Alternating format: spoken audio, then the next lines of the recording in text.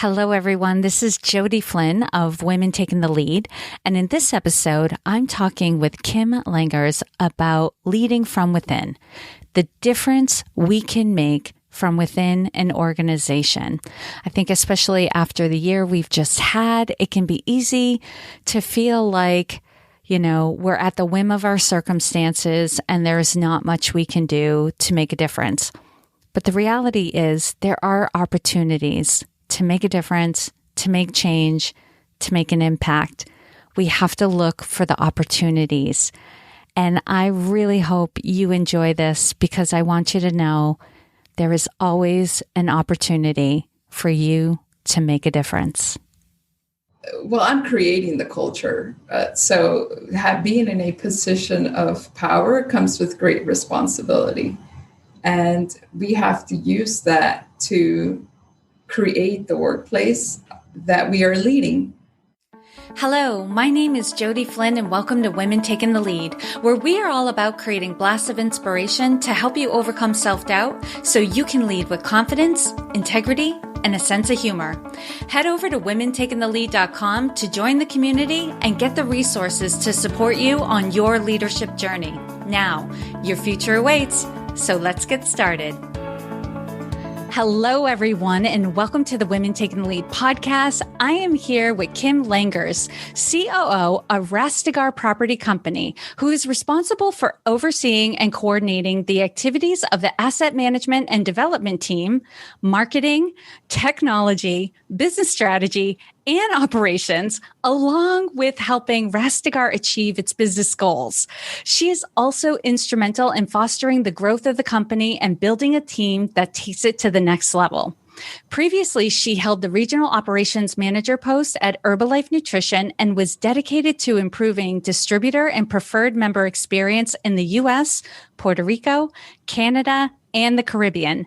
And before that, Kimberly supervised manufacturing for Coca-Cola and production for Merle Norman Cosmetics. Goodness, Kimberly, you've had quite a journey and you are doing a lot in your current role. I'm like, yes, I am. So that's just a little bit about you, like a 10,000 foot version of who you are in the world. So for me and for the listeners, tell us a little bit more about you and what you're up to in the world.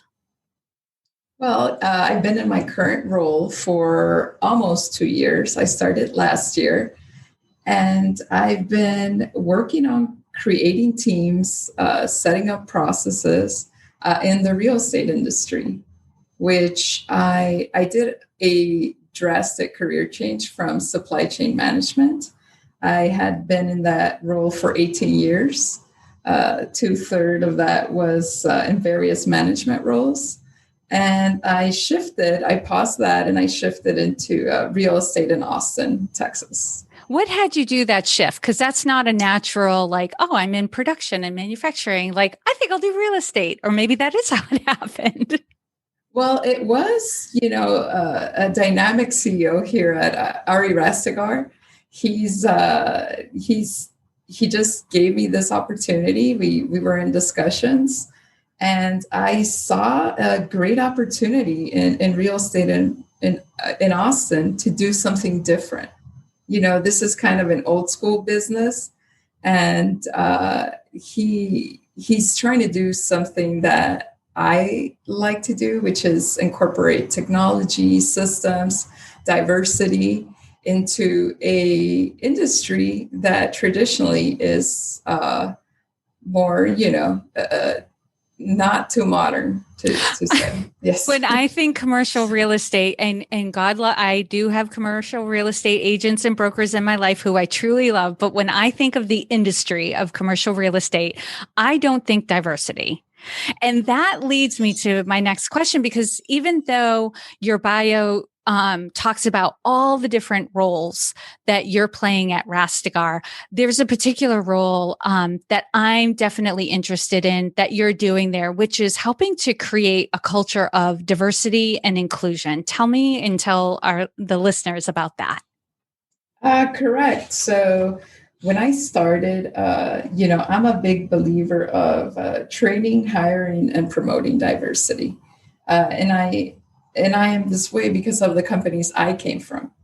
which trained me that way. And I just worked for a lot of great people that this was very important to them. And I wanted to bring all of that into this industry, into this company, to make it, different, create growth, and just change the culture completely through technology, systems, and diversity. Mm-hmm. And what I know about you, just in getting to know you, is this isn't something that you see as limited to your role within Rastegar. You've really taken this on as like a larger mission, if I'm not, taking it out of turn. Like this is something that you're on my podcast, right? Not because you want to change the culture of Rastegar. You want to help companies change their culture and getting the message out there. What do you see? Two things, and I apologize for throwing two questions at you at the same time, but I'm afraid I'll lose them if I don't. One, I'd love to hear about some of the changes you're seeing within Rastegar. And then also, what are some of the challenges you see, not just within Rastegar, but within organizations to creating these cultures of diversity and inclusion? Well, I'm creating the culture.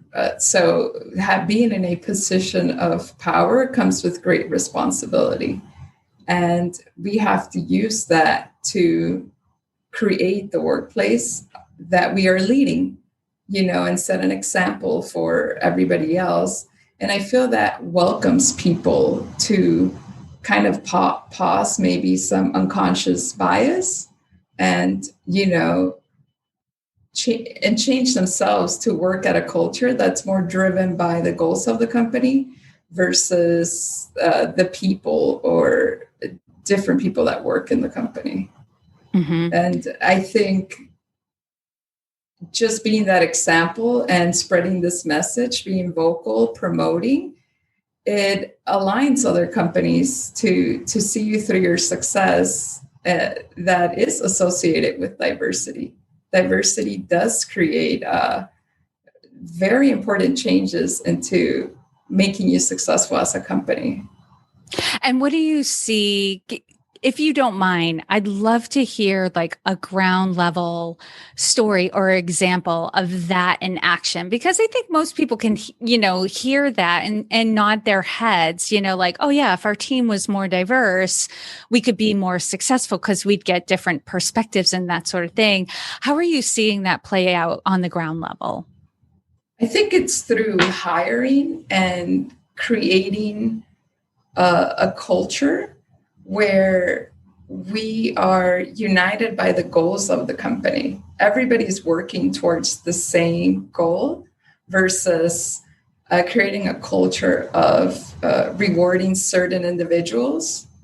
It's more goal-oriented. And I am big on collaboration versus giving individual recognition.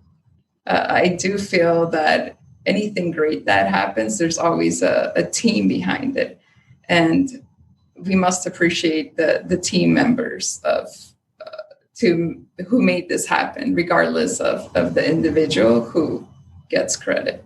Absolutely. I do really hear that and what you're saying. It's like the rewards are focused on the goal. They're focused on how did we work together as a team. And, in what you're sharing, I'm really getting the sense that in Rastegar, there is a sense of really embracing this work and the importance of this work. And I was recently on another podcast, the Leadership is Changing podcast, with Dennis Giannoutzis. And I was sharing how these initiatives, not just diversity and inclusion, but initiatives really have to be a top-down effort, because if the senior leadership is not embracing it, you will not get middle management to embrace it. And then you won't get the frontline workers to embrace it. So, and what I'm hearing, what you're saying is because the owners of the company are completely behind you and what you're up to in the world. And because you see this work as important and it's easier for you to make these changes, it's easier to just to implement these initiatives within organizations if the leaders are behind it. Oh, absolutely. Yes. And I think it's not only, it's the personality that is how they are naturally. We come from diverse backgrounds. So it's natural for us from the top down to cultivate and promote that within our company. And Kim, one of the things that had been mentioned previously is actually, let me go here and then I'll follow up. We were talking before we hit record, and I was saying how I was really honored to have you on my podcast because it's so rare for me to be able to find somebody in middle management, senior management of an organization to voluntarily come on my podcast to talk about the challenges that we're seeing in the workplace or the initiatives we're trying to enact in the workplace, because there could be, some backlash between them and the company, or they have to get everything approved through their communications department. There's just this uneasiness about sharing, the challenges and the work that needs to be done in regard to the company. And although I know you're in you have a good relationship with the owners of the company, there's still some scariness, to talk specifically about inclusion and diversity. So I'd asked you before, but I'd love you to share with the audience, that's a scary thing to do. What had you decide to move forward with this, to bring your message outside of Rastegar? Well, in leadership, you have to be brave, and you can't lead, in my opinion, if you're not yourself. So for me, I am true to myself, because that's what creates change, and it gives the people who might be feeling excluded a voice.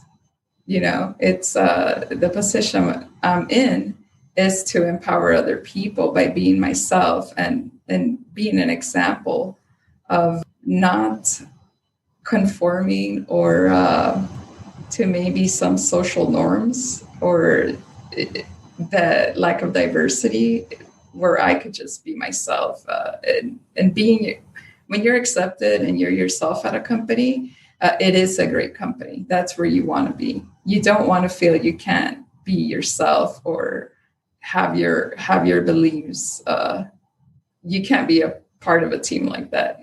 Right. If the company can't accept who you are and is uncomfortable with you talking about who you are as a whole person, then it's not a good fit, Especially if you're a leader, I feel you can't lead if you're not yourself. It's very difficult.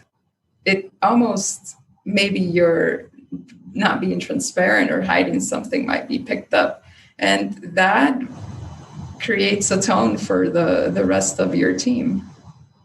Absolutely. And bringing it down to ground level, I know there are, many populations that you're behind, but two you're very passionate about are women and members of the LGBTQ community. Now, you're a believer that the lack of access to mentors will affect these two groups' career choices. How is that? I think when we don't see ourselves in leadership across different companies, that we work in, it makes it very difficult to believe you could achieve something. When you see your face and yourself and who you are and other leaders and other people that you want to become, that creates the belief that you could achieve that. So I think it's very important to kind of promote this so you could give them opportunities of mentorship. It should be mentorships that are diverse. not just certain individuals. And at times you might have to make even special maybe training programs and meetings to get to know your staff and ask them, where do you see yourself? Do you want to be mentored? Sometimes they might be afraid to come in and ask for mentorship. Mentorships are rarely out there like a job post. You're chosen, and you're tapped into, and they're like, hey, we're going to mentor you, or we're going to send you over here, and everybody around you sees that. And it's very alarming when you see the certain exclusion of certain groups and individuals that don't get mentorships, don't get picked. And I believe that has to change. Yes. And what you said right off the bat, when you had that slip of saying country instead of company, I was like, yeah, country too. When you don't see yourself in the leadership of the country, yes, that can affect you. But especially if you don't see yourself in the leadership of the company, you may feel like an outsider looking in. So the more we know about our leaders, the more we have opportunities to identify and find commonalities. And I think of mentors as teachers. Like, you don't just have one mentor for your entire career. There's also an importance to have a diversity of mentors. Now, you don't want to have 3 or 4 mentors at the same time, because, this is a relationship that you build, and you want to gain from the wisdom of that person. It's not about like getting, different opinions on what should I do with my career. But like any relationship, that it lasts for a certain period of time, and then you have different needs. And that's when it's time to find a different mentor. My last thought is, I love how you really pointed out like these programs where it just matches somebody up with a random mentor. That's not necessarily, it can work, but it's not always the best way, because it is informal, right? The mentor and the mentee choose each other. And that's when the relationship is really powerful. Or the mentee asks, the potential mentor, are you willing to mentor me? Because that gives that person a lot of honor of being asked that question, because what the individual is saying to the potential mentor is, I see something about you that I really admire and I want to take on. Will you teach me how to be like you be, or do what you do? And that's an amazing experience. Yeah. And, equally, it should be amazing for someone to ask you to mentor them. Yeah. Change the power dynamic. As leaders, I was taught, or I was under the kind of training throughout the companies of servant leadership. So I'm a very selfless leader. To me, there's a great responsibility to give yourself to your team. That's what comes with leadership. And it's a lot of request, and it requires your attention. So I do think that there has to be some sort of change where we are given the opportunity to where it's an honor to be requested as a mentor versus the other way around. Yeah, absolutely. Well, and I think that's sometimes why mentorship programs don't work per se. It's like everyone's kind of like signing up saying, yes, I'll be a mentor, or yes, I would like to be mentored. But if there's no relationship there initially, and you're just kind of thrown together, then it can just feel like, oh, this is like the weekly staff meeting I go to. Yes. Oh, this is a part of that program I'm a part of that I'm supposed to get a benefit from. And it's harder to build that trusting relationship when you're just kind of thrown together, as opposed to you were drawn together for some reason. And that's there, and that helps bond.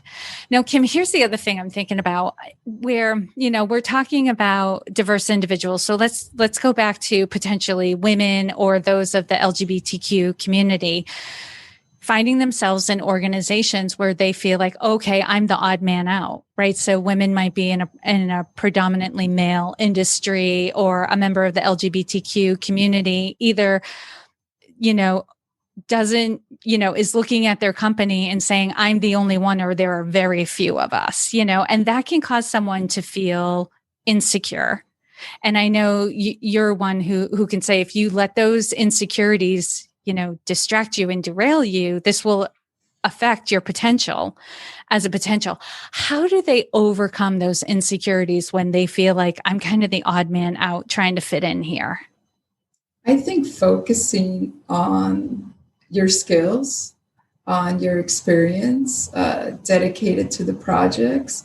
I feel that regardless of those circumstances, when you are when you're dedicated to the projects and the job, you will succeed. I do believe that being experienced and being able to add, great discussions towards the collaboration of adding value and creating successes in the company does succeed over your sexuality or your gender.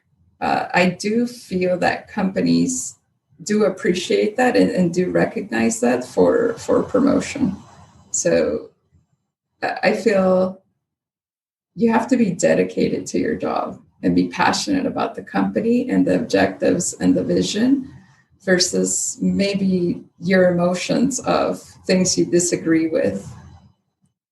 Yeah. Or maybe like, I don't feel like I'm necessarily hanging out with my people here.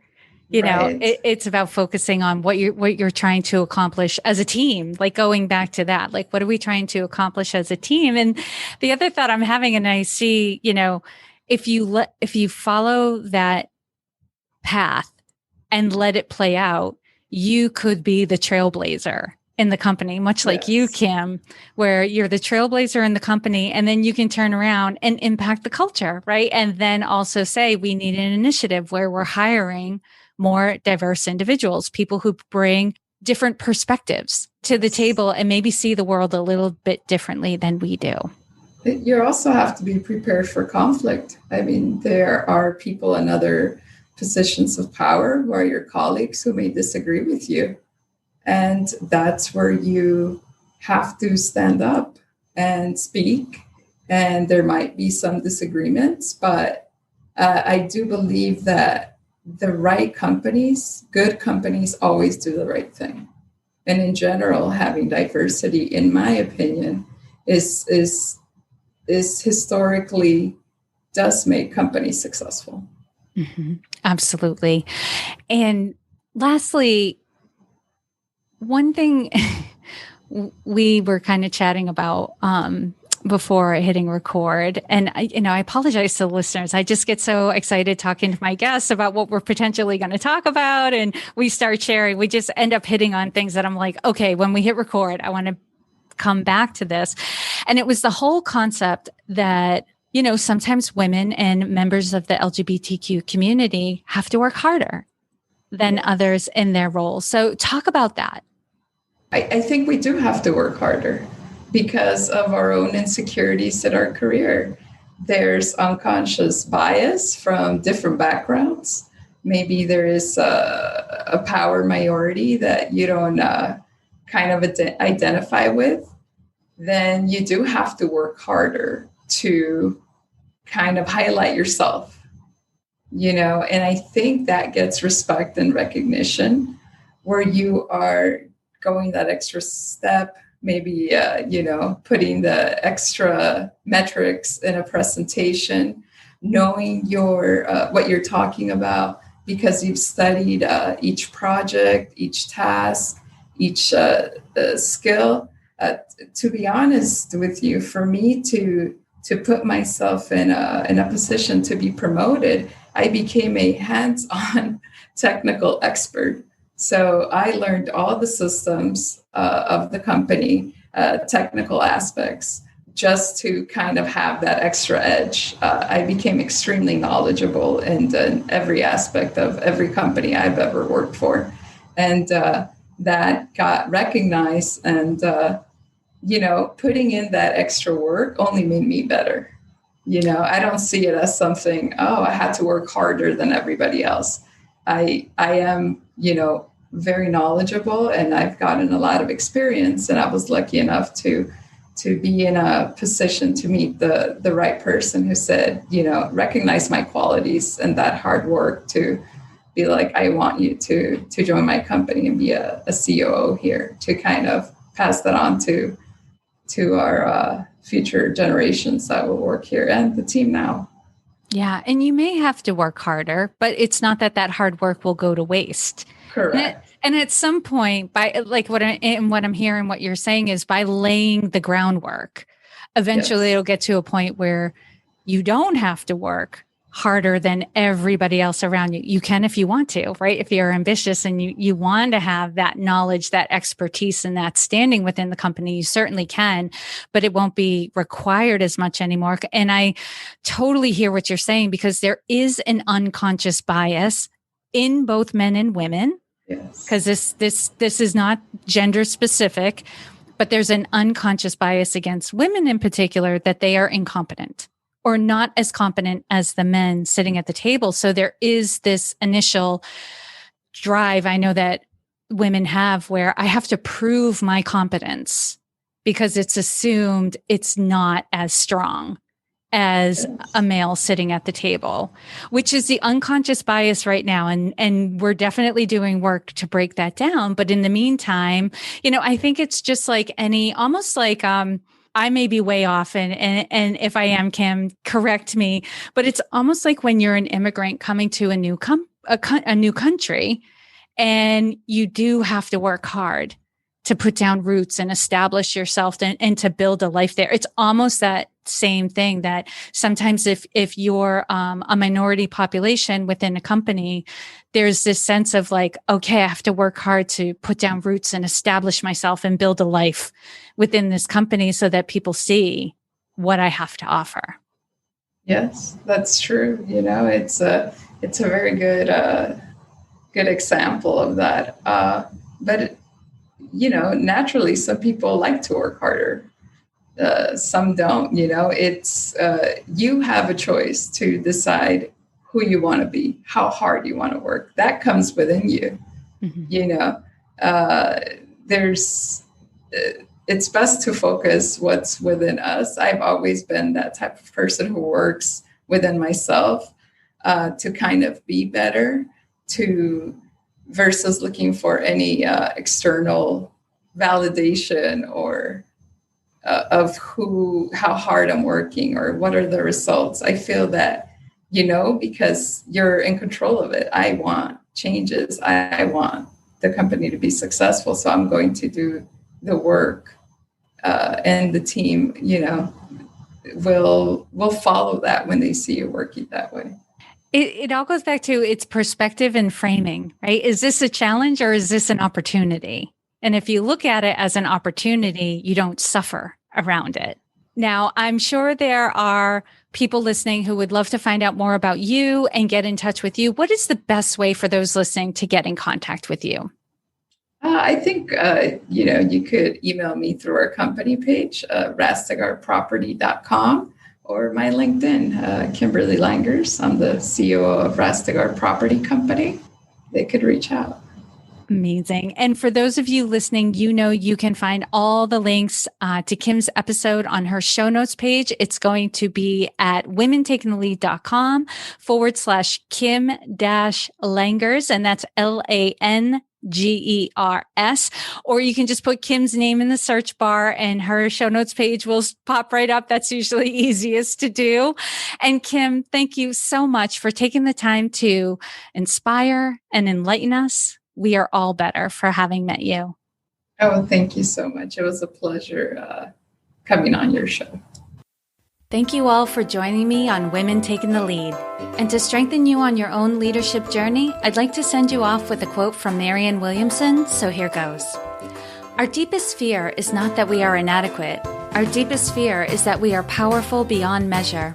It is our light, not our darkness, that most frightens us. We ask ourselves, who am I to be brilliant, gorgeous, talented, fabulous? Actually, who are you not to be? You are a child of God. Your playing small does not serve the world.